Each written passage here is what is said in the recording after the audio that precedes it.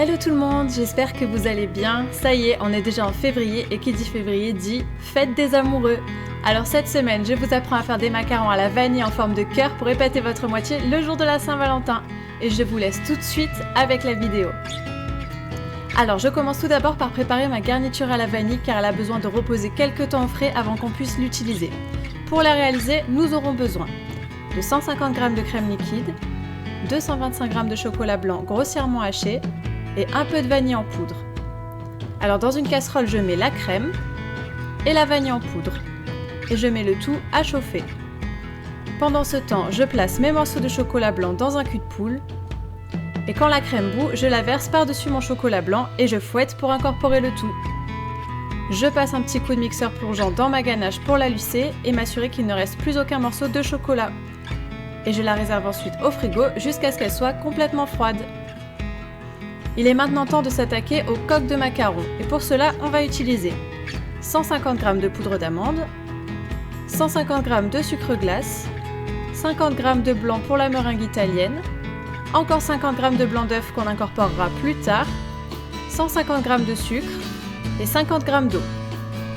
Dans un mixeur, je mets la poudre d'amande et le sucre glace et je mixe le tout pendant quelques secondes. En fait, c'est le fait de mixer mes poudres qui vont me permettre d'avoir une coque de macaron bien lisse. Une fois que c'est mixé, je vais ensuite tamiser l'ensemble pour m'assurer qu'il n'y a pas de gros morceaux agglomérés dans ma préparation. Je peux ensuite mettre mes poudres de côté et m'attaquer à la meringue italienne. Dans une casserole, je verse l'eau, puis le sucre, et je fais chauffer le tout.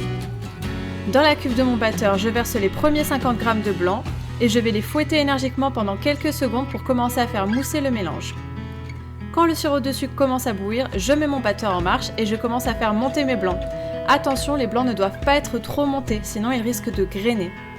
Quand mon sirop a atteint 120 degrés, je le retire du feu et je l'incorpore en petits filets sur mes blancs tout en laissant mon batteur tourner à vitesse lente. Quand tout mon sirop est incorporé, je remets mon batteur en grande vitesse pour faire monter ma meringue et la faire refroidir.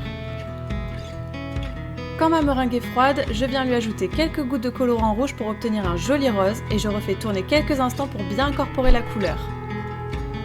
J'ajoute ensuite les 50 g de blanc restants et je refais tourner ma meringue quelques secondes jusqu'à obtenir cette consistance à peu près.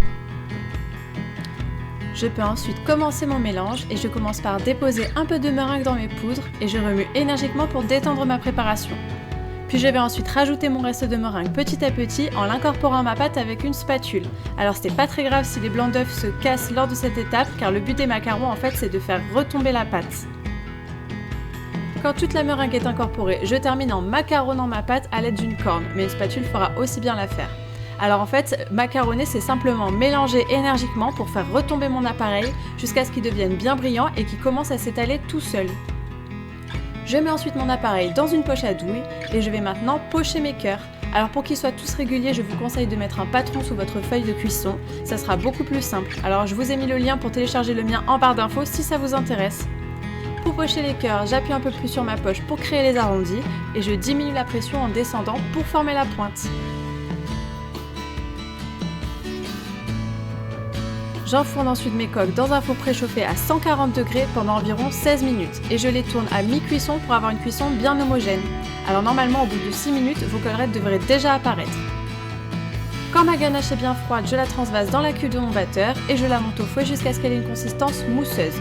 Puis je la réserve en poche au frigo. Lorsque mes coques ont bien refroidi, je les trie pour les assembler par taille et je les dispose en colonnes pour que ce soit plus facile. Une colonne de chapeau et une colonne de dessous.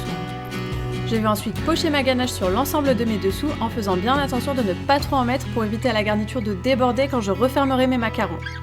Puis je termine en assemblant mes macarons entre eux.